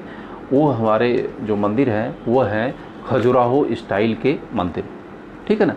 खजुराहो अभी उड़ीसा स्टाइल के मंदिर हैं। मेरा पूरा विश्वास है कि इसको आप लोग पूरी तरीके से देख लेंगे। अगर आपको नहीं आता तो फिर एक बार मेरे वीडियो को फिर से इसको आप रिवीजन कर सकते हैं, देख सकते हैं। अब चीज़ें आपको अच्छी तरीके से समझ में आ सकती हैं। जो हमारा अगला अध्ययन का जो क्षेत्र है वह खजुराहो के मंदिरों के बारे में है, ठीक है। तो खजुराहो के मंदिरों के बारे में ये हमारा जो टॉपिक है शुरू होने जा रही है। तो किस किस तरीके से हम इसका अध्ययन करेंगे खजुराहो के मंदिरों के, इसके बारे में हमको करने की ज़रूरत है। अच्छा, पहला जो मैंने आपको सिस्टम में बता दूं कि किस किस टॉपिक को खजुराहो के मंदिरों में हम चर्चा करेंगे। जो पहली हमारा विषय है खजुराहो नाम को लेकर के, यानी जो खजुराहो नाम पड़ा, क्यों पड़ा, कैसे पड़ा और इसके बीच में अलग अलग थ्योरीज़ क्या हैं। दूसरी जो मेरी टॉपिक होगी, जो मेरा स्टडी ऑफ द एरिया, कि खजुराहो में मंदिर बनाने की शुरुआत कब हुई, खजुराहो में मंदिर बनाने की शुरुआत सबसे पहले कब होती है, इस पॉइंट को हम लोग लेके डिस्कस करेंगे। थर्ड है कि खजुराहो के मंदिरों का एक सामान्य परिचय मैं आपको बताऊंगा। जो खजुराहो के मंदिर हैं उसकी स्टार्टिंग किसके समय होती है, कौन करता है, इसको लेकर के हम लोग करेंगे। इसके बाद खजुराहो के मंदिर की विशेषताएं, यह बहुत ही इम्पोर्टेंट, यह सिविल में आई हुई टॉपिक है कि खजुराहो के मंदिर की सामान्य विशेषताओं के बारे में आप बताइए। तो खजुराहो के मंदिरों की सामान्य विशेषताएं क्या हैं, इसके बारे में हम लोग स्टडी करेंगे। अच्छा, एक का बहुत बार क्वेश्चन पूछा गया है कि पंचायतन मंदिर क्या है, पंचायतन मंदिर क्या है, इसकी विशेषताएं क्या हैं और इसके उदाहरण क्या हैं। तो जैसे मैंने सप्तरथ बताया उसी तरीके से पंचायतन मंदिर है। हमारे वास्तुशिल्प के जो ग्रंथ हैं उन ग्रंथों में हमें पंचायतन स्टाइल के मंदिरों की सूचना हमें प्राप्त होती है। सिर्फ पंचायतन ही नहीं बल्कि मंदिरों के और भी प्रकार की सूचना हमें प्राप्त होती है। तो इस टॉपिक में मैं आपको बताऊंगा कि पंचायतन मंदिर क्या है, उसकी विशेषताएं क्या हैं और उसके उदाहरण क्या हैं। इन 3-4 पॉइंट को हम लोग लेकर के इसको डिस्कस करेंगे। इसके बाद फिर मंदिरों के लक्षण क्या हैं, यानी जो मंदिरों की जो संरचना की गई है उसके लक्षण क्या, उसके प्रतीक क्या हैं, ठीक है। आपको जान के बहुत आश्चर्य होगा कि जो मंदिरों की जो संरचना की गई है वह मानव शरीर के आधार पर की गई है। यानी मंदिर को एक जीवित बीइंग माना जाता है, एक जीता जागता देवता माना जाता है। इसीलिए मंदिर के जितने भी उसके पार्ट हैं, जैसे कि नीचे के पार्ट को पैर, जैसे आदमी का पाद कहा जाता है, पैर कहा जाता है, उसीलिए मंदिरों का जो सबसे नीचे का जो पोर्शन होता है उसे पाद कहा जाता है। इसके बाद फिर पेट कहा जाता है, जैसे हमारा पेट होता है वैसे मंदिर का भी पेट होता है। जैसे हमारी ग्रीवा यानी गर्दन होती है वैसे मंदिर की भी ग्रीवा होती है। इसके बाद मस्तक हमारा सर पे है। उसी प्रकार से मंदिरों के जो अलग अलग भाग हैं उनके भागों का विभाजन भी मानव शरीर के अंगों के आधार पर किया गया है। तो जो मंदिर है वह एक लिविंग बीइंग माना जाता है। लिविंग बीइंग का मतलब जीवित वस्तु माना जाता है। जैसे कि अगर शिव का मंदिर है तो यह कॉन्सेप्ट हिंदू धर्म में है कि यहाँ शिव साक्षात बैठे हैं, शिव साक्षात बैठे हैं। लेकिन दूसरे धार्मिक परंपराओं में यह कॉन्सेप्ट नहीं है। जैसे कि मस्जिद को माना जाता है कि यह सिर्फ एक वर्शिप करने की जगह है, और उसी तरीके से चर्च को भी माना जाता है। चर्च भी क्या है कि कुछ लोगों को प्रार्थना करने की जगह है, उसका एक आध्यात्मिक शक्ति का वहाँ पर केंद्रण नहीं है, वहाँ पर लिविंग रूप से कोई मौजूद नहीं है। तो भारतीय परंपरा के जो मंदिर बने हुए हैं और इसके बाद जो दूसरे धर्मों के जो पूजा स्थल हैं उसमें धरती आसमान का अंतर है। जो भारत के मंदिर बने हुए हैं उसमें उस देवता को यह माना जाता है कि वह साक्षात वहाँ पर विद्यमान है।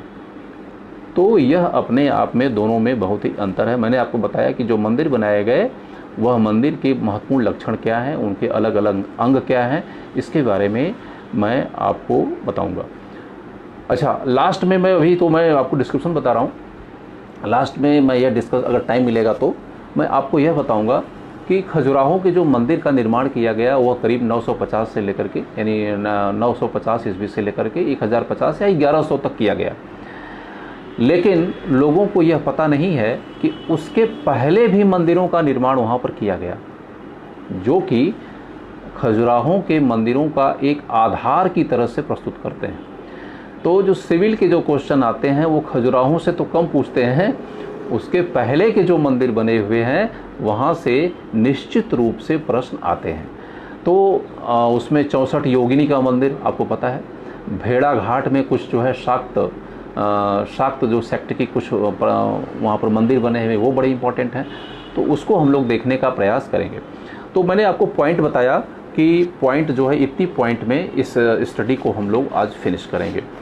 इसके बाद अब हम 1 बाय 1 आते हैं कि जैसे मैंने बताया कि खजुराहो नाम को लेकर के जो चर्चा होती है, खजुराहो नाम को लेकर के चर्चा क्या है, ठीक है ना। तो जो चंदेल थे वहाँ पे, अब मैं खजुराहो नाम मैं स्टेप बाय स्टेप चलूँगा कि खजुराहो नाम के बारे में क्या मतलब इतिहास में हमें साक्ष्य मिलता है। तो खजुराहो जो है वो राजधानी थी चंदेलों की, चंदेलों की राजधानी थी। इन्हें जेजाक भुक्त के चंदेल कहा जाता है, जेजाक भुक्ति। यहाँ भुक्ति शब्द जुड़ा हुआ है, तो आपको पता है कि जो भुक्ति शब्द होता था वह गुप्त प्रशासन में एक प्रांत को कहा जाता था, भुक्ति प्रांत को भुक्ति कहा जाता था। तो निश्चित रूप से यह जो प्रशासनिक विभाजन था, निश्चित रूप से ये लोग इनके एंसेस्टर्स वहाँ पर रहे होंगे।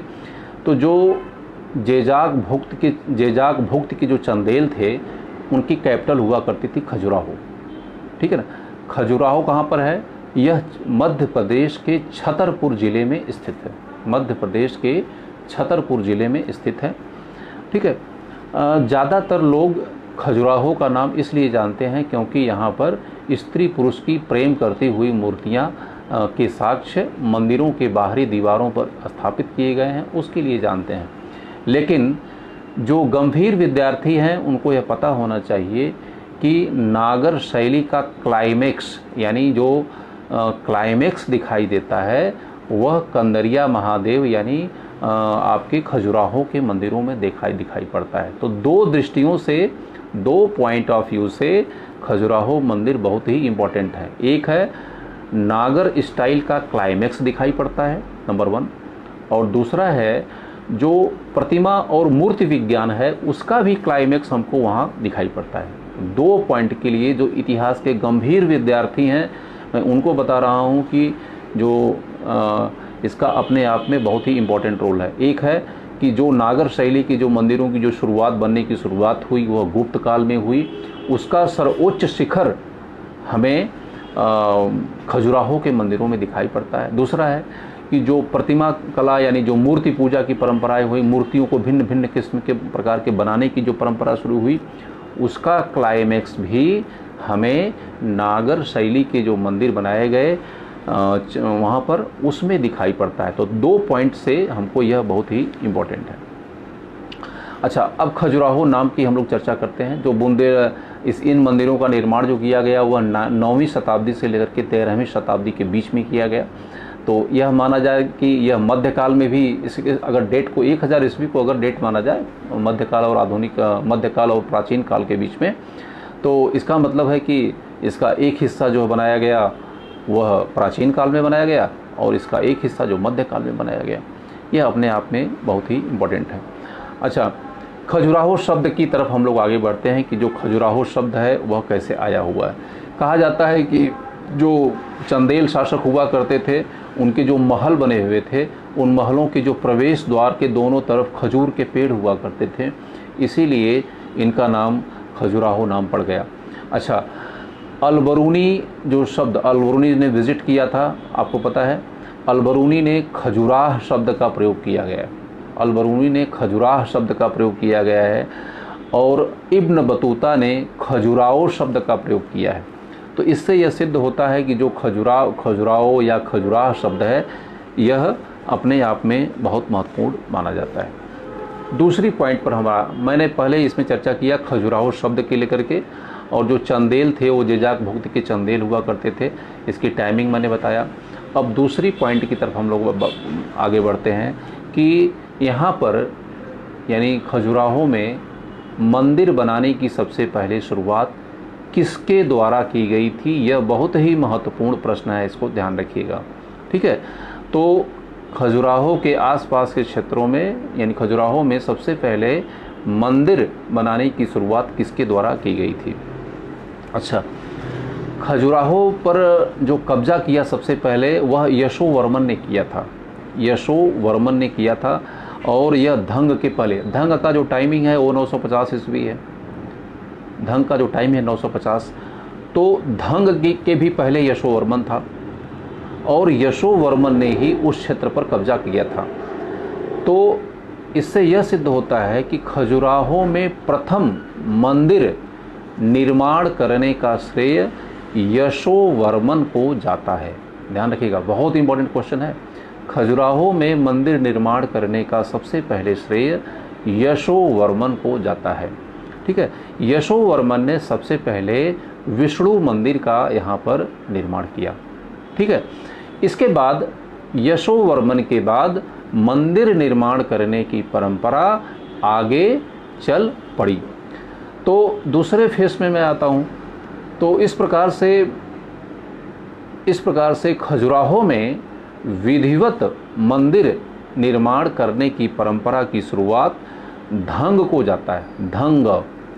धंग का जो टाइमिंग है वह 950 से 1002 के बीच में मानी जाती है और इसके बाद गंड और इसके बाद विद्याधर। तो संपूर्ण मंदिरों के अगर विस्तार को देखा जाए कि किसके द्वारा बनाया गया, तो सबसे पहले यशोवर्मन, इसके बाद धंग, इसके बाद फिर गंड और इसके बाद फिर विद्याधर। विद्याधर आपको पता है, विद्याधर का सामना ही मुग़ल दिल्ली से के मुस्लिम शासकों से उसका हुआ था। तो यह काल विद्याधर का जो टाइम माना जाता है वह अंतिम टाइम जो है माना जाता है। तो खजुराहो में जो मंदिर निर्माण करने की परंपरा पहली शुरुआत करने का श्रेय यशोवर्मन को जाता है। यशोवर्मन ने विष्णु मंदिर का निर्माण किया, इसके बाद धंग, इसके बाद गंड और इसके बाद विद्याधर। तो यह करीब 150 साल का जो पीरियड है, यानी जो मंदिरों का निर्माण किया गया, खजुराहो के मंदिरों का निर्माण किया गया, वह 150 साल के पीरियड में किया गया। हालांकि मंदिरों की संख्या तो 85, जो विद्वानों के अनुसार 85 मानते हैं। कुल मंदिर जो बनाए गए वह 85 मंदिर बनाए गए, लेकिन आज के समय में 25 मंदिर के आसपास ही पूरी तरीके से सुरक्षित हैं। बाकी मंदिर जो हुए या तो गिर गए या तो समाप्त हो गए या तो किसी कारण से उनका अस्तित्व आज हमारे बीच में नहीं है। तो खजुराहो में मंदिर निर्माण करने की जो परंपराएं हैं कब और किसके द्वारा शुरू की गई, इसको मैं बता चुका हूँ। यशोवर्मन, धंग, गंड और विद्याधर, इनको मंदिर निर्माण करने का श्रेय जाता है। कुल 85 करीब 85 मंदिर बनाए गए। कुछ लोग 86 भी बताते हैं, लेकिन 85 के बाद बीच में सहमति है। तो 85 मंदिर बनाए गए यहाँ पर। आज 25 मंदिर विद्यमान हैं और ज़्यादातर जो चंदेल शासक रहे हैं वह शैव मत को मानने वाले रहे हैं। इसीलिए जितने भी मंदिर आज 25 मंदिर प्राप्त होते हैं, उन मंदिरों में शैव मंदिरों की संख्या सबसे ज़्यादा मानी जाती है। तो this is the very important. और अब हम आपको आगे ले चलते हैं कि खजुराहो मंदिरों का एक सामान्य परिचय के बारे में, एक जनरल इंट्रोडक्शन के बारे में मैं आपको बता रहा हूँ कि जनरल इंट्रोडक्शन इन मंदिरों का क्या है। ठीक है, खजुराहो के जो मंदिर हैं वह मध्य प्रदेश के छतरपुर ज़िले में स्थित हैं। That is very important. Madhya Pradesh के छतरपुर ज़िले में स्थित हैं। और यहाँ पर मैंने बताया कि यहाँ पर वास्तुकला और मूर्तिकला का क्लाइमेक्स दिखाई देता है। वास्तुकला और मूर्तिकला का यहाँ क्लाइमेक्स दिखाई देता है। तो इस हिसाब से यह अपने आप में बहुत ही महत्वपूर्ण है। 9वीं शताब्दी से लेकर के 12वीं शताब्दी के बीच में यहाँ पर संपूर्ण मंदिरों का निर्माण किया गया। अभी मैंने बताया आपको कुल यहाँ पर जो मंदिर बनाए गए उनकी संख्या 85 मानी जाती है, 85 मानी जाती है, जिसमें से 25 मंदिर आज की तारीख में यहाँ पर विद्यमान है। अगला फैक्ट जो कि बहुत इम्पोर्टेंट है, यहाँ जो मंदिर बनाए गए उसका संबंध शैव मत से है, वैष्णव मत से है, शाक्त मत से है और जैन धर्म से है। यह बहुत इंपॉर्टेंट है कि जो खजुराहो के मंदिर बनाए गए उनका संबंध किन किन धर्मों से है या किन किन सेक्ट से है, संप्रदायों से है। तो मैं आपको बताया कि खजुराहो के जो मंदिर बनाए गए उनका संबंध शैव से भी, यानी शैव के भी मंदिर बनाए गए, वैष्णव के भी मंदिर बनाए गए, शाक्त संप्रदाय होता है, आपको पता ही होगा, तो शाक्त से भी मंदिर बनाए गए, और जैन धर्म के भी मंदिर बनाए गए। तो जैन मंदिरों के भी ऊपर जो है आपको भिन्न भिन्न जैन मंदिरों के ऊपर भी हिंदू धर्म से संबंधित मूर्तियों को यहाँ पर स्थापित किया गया है। आपको पता है कि प्राचीन काल में हिंदू धर्म, बौद्ध धर्म, जैन धर्म, इन तीनों के बीच में किसी प्रकार का कोई डिफ्रेंसिएशन नहीं था। एक ही जगह पर, एक ही मंदिर में जैन धर्म की भी मूर्तियां प्राप्त होती हैं, बौद्ध धर्म की भी प्राप्त होती हैं, और हिंदू धर्म के देवी देवताओं की भी प्रतिमाएं प्राप्त होती हैं। उसी प्रकार से खजुराहो में भी जैन धर्म से संबंधित अनेक मंदिर प्राप्त होते हैं। उन मंदिरों के ऊपर जैन धर्म के तीर्थंकरों का भी अंकन किया गया है, की मूर्तियों को स्थापित किया गया है, और हिंदू धर्म के देवी देवताओं को भी उन्हीं के साथ में स्थापित किया गया है। अब हम अगली चरण की तरफ बढ़ते हैं कि यहाँ पर इसको 2 प्रकार के पत्थरों का, स्टोन का यूज़ किया गया है। ये बहुत इंपॉर्टेंट है, ध्यान रखिएगा कि जो खजुराहो के मंदिर हैं उस मंदिर को बनाने में 2 प्रकार के स्टोन का यूज़ किया गया है। पहला है ग्रेनाइट के बने हुए, जो ग्रेनाइट के इसमें यूज़ किया गया, और इसके बाद लाल बलुआ पत्थर का इस्तेमाल किया गया। खजुराहो के मंदिरों को 2 स्टेप में बनाया गया है। 2 स्टेप का मतलब 2 प्रकार के पत्थरों का इसमें इस्तेमाल किया गया है। पहला जो प्रयोग किया गया है ग्रेनाइट का यूज़ किया गया है, और बाद के चरणों में लाल बलुआ पत्थर का इस्तेमाल किया गया। आपको पता है कि जो ग्रेनाइट होता है वो बहुत ही हार्ड स्टोन होता है, इस पर किसी प्रकार की प्रतिमा या जो है मंदिर को बनाना बहुत ही मुश्किल है। तो जो प्रारंभिक मंदिर बनाए गए वह ग्रेनाइट के बनाए गए, और इसके बाद के जो मंदिर बनाए गए वह जो है लाल बलुआ पत्थर पे बनाए गए। ग्रेनाइट के जो मंदिर बनाए गए उसमें 64 योगिनी का मंदिर, अभी मैंने बताया, बहुत महत्वपूर्ण है। ग्रेनाइट के बने हुए मंदिरों में 64 योगिनी का मंदिर, ब्रह्मा मंदिर, और लाल गुआ महादेव, लाल गुआ, GUYAN, गुआ, लाल गुआ महादेव। यह क्वेश्चन सिविल का क्वेश्चन है। ये जो मैं बता रहा हूँ आपको, यह IAS सिविल के क्वेश्चंस हैं। बहुत डीप क्वेश्चन है, लेकिन ये कॉन्सेप्चुअल बेस्ड क्वेश्चन है।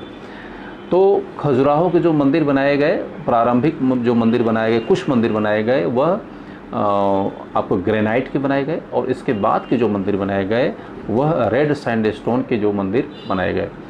तो प्रारंभिक जो ग्रेनाइट के मंदिर बनाए गए उसमें 64 योगिनी का मंदिर है, ब्रह्मा मंदिर है, और लाल गुआ महादेव का मंदिर बहुत ही महत्वपूर्ण माना जाता है। अब अगली टॉपिक की तरफ हम लोग बढ़ाते हैं। ये मेरी लास्ट टॉपिक होगी, इसको कवर करने के बाद मैं रैप अप कर दूंगा क्लास के लिए, ठीक है। इसके बाद अगली क्लास में इसको मैं कंक्लूड कर दूंगा। तो खजुराहो के मंदिरों की जो विशेषताएं हैं इसको मैं आपको बताने जा रहा हूँ, ठीक है। खजुराहो के मंदिरों की विशेषताएं, मैं अभी उड़ीसा समाप्त किया हूँ, मैं उड़ीसा समाप्त किया हूँ। तो जब भी आप थोड़ा सा कंपैरेटिव पढ़ते जाइएगा। पहली विशेषता मैं बताऊँ कि उड़ीसा शैली के जो मंदिर हैं उसके चारों तरफ परकोटे बने हुए हैं, परकोटा बना हुआ है, यानी चारों तरफ चारदीवारी बना हुआ है। लेकिन खजुराहो के मंदिर में चारों तरफ चारदीवारी या परकोटे का निर्माण नहीं किया गया है। दूसरा जो अंतर है कि खजुराहो या नागर शैली के, जो खजुराहो स्टाइल के ज़्यादातर मंदिर बने हुए हैं, इन मंदिरों का निर्माण एक बहुत ऊंची चौकी पर किया गया है, यानी बहुत बड़ी फाउंडेशन है, और जिसके चारों तरफ सीढ़ियाँ बनी हुई हैं, ठीक है। चारों तरफ बहुत ऊंची सीढ़ियाँ बनी हुई हैं। लेकिन जो उड़ीसा शैली के जो स्टाइल के मंदिर बने हुए हैं उसमें इतनी ऊंची फाउंडेशन हमको देखने को नहीं मिलती है, ज़मीन के बराबर ही उनकी फाउंडेशन हमको देखने को मिलती है। 2 अंतर।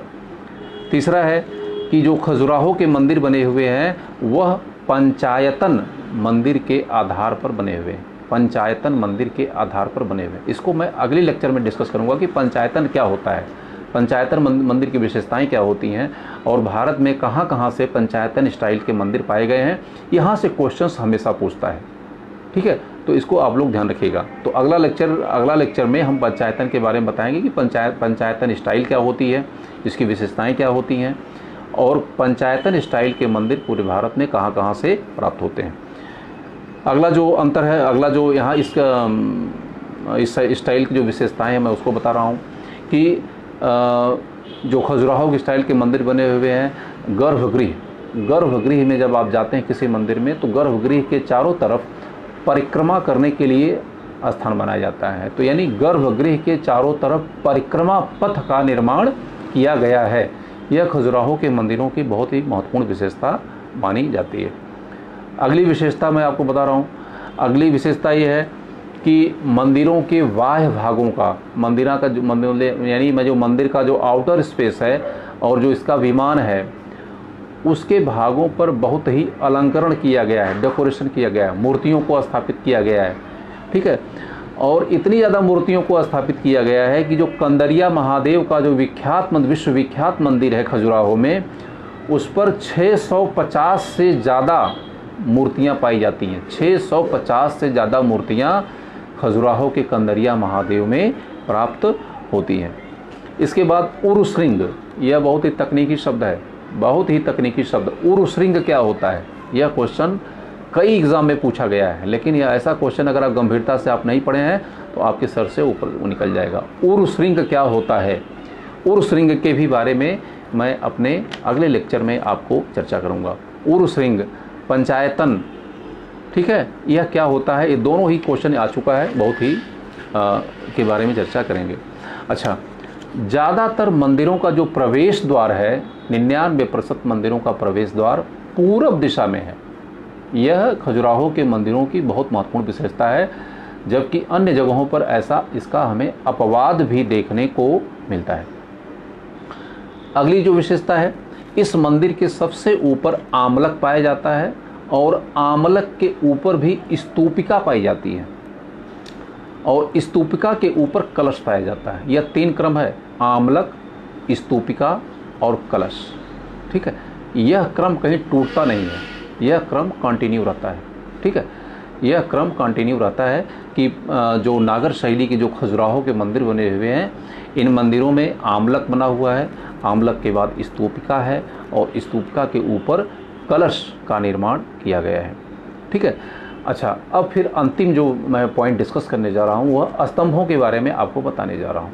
स्तंभों के बारे में मैंने चर्चा, जो आपको खजुराहो जो आपके उड़ीसा स्टाइल के जो मंदिर हैं उसके भी बारे में मैंने आपको किया कि जो उड़ीसा स्टाइल के जो मंदिर बने हुए हैं, जो उसमें स्तंभों को स्थापित किया गया है, उसका सिर्फ एकमात्र उद्देश्य है कि जो कैरी, जो वेट है, उस वेट को जो कैरी कर सके, यानी जो भार है उसको जो है उन भारों को कैरी कर सके। और उन स्तंभों में ज़्यादातर जो है कोई डेकोरेशन नहीं किया गया है, कोई बनावट में कोई कलात्मक कृतियों का उसमें प्रयोग नहीं किया गया है। लेकिन और दक्षिण भारत के जो स्तंभ पाए जाते हैं उसमें ज़बरदस्त डेकोरेशन आपको भिन्न भिन्न किस्म प्रकार के स्तंभों की सूचना हमें प्राप्त होती है। विजयनगर के जो स्तंभ प्राप्त हुए मैं बता चुका हूँ, आश्चर्यजनक स्तंभों का वहाँ पर निर्माण किया गया। और लेकिन अब हम आते हैं खजुराहो के जो मंदिरों के जो स्तंभ प्राप्त हुए हैं उसके बारे में। खजुराहो के स्तंभों के ऊपरी भाग पर अगर हम डिस्क्रिप्शन करें, खजुराहो के स्तंभ के जो ऊपरी भाग होते हैं वहाँ पर वामन और शार्दूल की आकृतियों को बैठाया गया है। वामन का मतलब बौना, और शार्दूल भी एक इतिहास की कल्पना है, इसके कि चेहरे बहुत विभत्स होते हैं। तो स्तंभों के ऊपर इस प्रकार की खराब मूर्तियों, जिनके कि चेहरे अच्छे नहीं होते हैं, इसके बैठाने का क्या कारण था? उसका रीज़न है कि बहुत बड़ी बिल्डिंग आप बनवाते हैं और उस बिल्डिंग के ऊपर एक हांडी टांग देते हैं, एक हंडिया। ठीक है, क्यों? कि उसको नज़र न लगे। तो जो खजुराहो के इतने विश्वविख्यात मंदिर बनाए गए, और जब प्रवेश करेंगे तो पहले स्तंभों के ऊपर आपको वामन और शार्दूल के दर्शन होंगे। ठीक है, तो यह मंदिर का एक हिस्सा है। ठीक है ना, वहाँ पर मंदिर में हर चीज़ आप देखने को मिलेगी। तो आपको अच्छे भी लोग दिखाई मिलेंगे और बुरे भी लोग, और मंदिर को नज़र न लगे इसलिए भी वामन और शार्दूल को यहाँ पर स्थापित किया गया है। प्रारंभिक काल के जो गुप्त के मंदिर मैं आपको बताया था, ठीक है, उन मंदिरों की विशेषताओं को बताते हुए मैंने आपसे कहा था कि जब आपको मंदिर बनाए गए, मंडप में जो बनाया गया उसके ऊपर गंगा और जमुना की आकृतियों को, भिन्न भिन्न किस्म की आकृतियों को बनाया गया। लेकिन खजुराहो के स्टाइल के जो मंदिर बनाए गए उन मंदिरों में स्तंभों के ऊपर शार्दूल और वामन की आकृतियों का अंकन किया गया है, जो कि अपने आप में बहुत ही आश्चर्यजनक माना जाता है। तो ये करीब 1.5 घंटा की मेरी बहुत लंबी क्लास हो चुकी है और मैं क्लास को रैप अप करता हूँ। और बहुत इम्पॉर्टेंट क्लास है, और खजुराहो स्टाइल का जो बाकी लेक्चर मेरा है वह अगले लेक्चर को वेडनेसडे को 11 बजे से जो होगा। पिछली जो मेरा लेक्चर था आप लोगों ने बहुत पसंद किया, करीब 2000 लोगों ने इसको देखा, और उसी लेक्चर को मैंने यूट्यूब पर भी शेयर किया था। यूट्यूब पर भी करीब 200 से अधिक लोगों ने देख चुका है। पूरे दिल्ली से लेकर के तमाम जगहों पर मेरे फ़ोन आए हैं। आप लोगों का काफ़ी उत्साहवर्धन रहा है, और तमाम बड़ी कोचिंग के भी मेरे पास फ़ोन आए हैं। उन्होंने कहा कि सर कुछ हमको भी बना के दीजिए। लेकिन अभी मेरा चूँकि ये ओपन सेशन है, आप लोगों के लिए है, फेसबुक पर जा रहा है, ठीक है। ये जो विशेष टाइम चल रहा है कोरोना को लेकर के, तो मेरी योजना थी कि जो क्वालिटी के लेक्चर्स हैं इसका लाभ सबको मिलना चाहिए, चाहे कोई भी हो। तो वो जो मेरी योजना है उस योजना के अनुसार सभी विद्यार्थियों को हित को ध्यान रखते हुए मैंने इस लेक्चर की मैंने प्लानिंग किया है। यह लेक्चर फ़िलहाल अभी चलेगा, लेकिन जैसे ही सारे इंस्टीट्यूशन खुल जाएंगे तो उस समय तो हम लोगों की भी व्यस्तताएँ थोड़ी सी बढ़ जाएंगी। इसीलिए थोड़ा सा हमारा आपका जो रास्ता है, जो संबंध है, थोड़ी सी कम हो जाएगा। फिर भी किसी न किसी रूप में हमारा आपका संबंध बना रहेगा। जो मेरा व्हाट्सअप नंबर है वो मैंने आपको फ्लैश कर दिया है, और जो जूम पर हमसे पढ़ना चाहते हैं वो भी जूम पे पढ़ सकते हैं।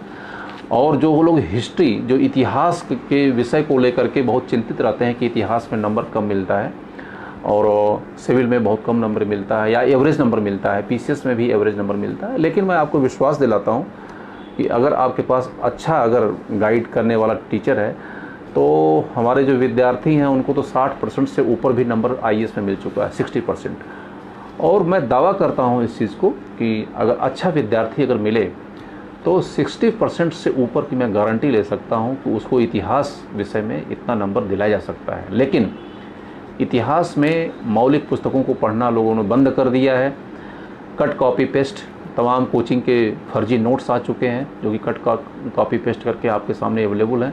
तो जब तक आप मौलिक किताबों को आप नहीं पढ़ेंगे, खुद जो है चिंतन नहीं करेंगे, खुद मंथन नहीं करेंगे, तब तक आपको इतिहास में नंबर नहीं मिलेगा। मैं आपको इसको लिख के दे देता हूँ। तो इतिहास में जो नए नए परिवर्तन हो रहे हैं उन परिवर्तनों पर आपकी नज़र रहनी चाहिए। और अगर पुरानी किताब 50 साल पुरानी चीज़ों को अगर आप पढ़ेंगे, पढ़ाएंगे और लिखेंगे तो इसकी मैं गारंटी ले सकता हूँ कि आपको नंबर नहीं मिलने वाला है। और अधिकतर जगहों पर, अधिकतर कोचिंग में अधिकतर लोग विशेषज्ञ यही कर रहे हैं। तो विद्यार्थी के बदलने के पहले जो शिक्षक है उसको भी बदलने की ज़रूरत है। दोनों तैयार हों तो फिर एक इतिहास बहुत ही अच्छा विषय है, बहुत ही उपयोगी विषय है। और इतिहास आपको हर फेस में सपोर्ट करता है, और इतिहास कभी आपको धोखा नहीं देता, कभी नहीं धोखा दे सकता है। और अगर आपके पास क्षमताएं हैं तो आश्चर्यजनक नंबर आप जो है इतिहास में प्राप्त कर सकते हैं, इसकी मैं आपको गारंटी दे सकता हूं। इसी के साथ मैं अपना लेक्चर समाप्त करता हूं। बहुत बहुत आभार, बहुत बहुत धन्यवाद कि आप लोगों ने हमको इतने पेशेंस से सुना। नमस्कार, जय हिंद।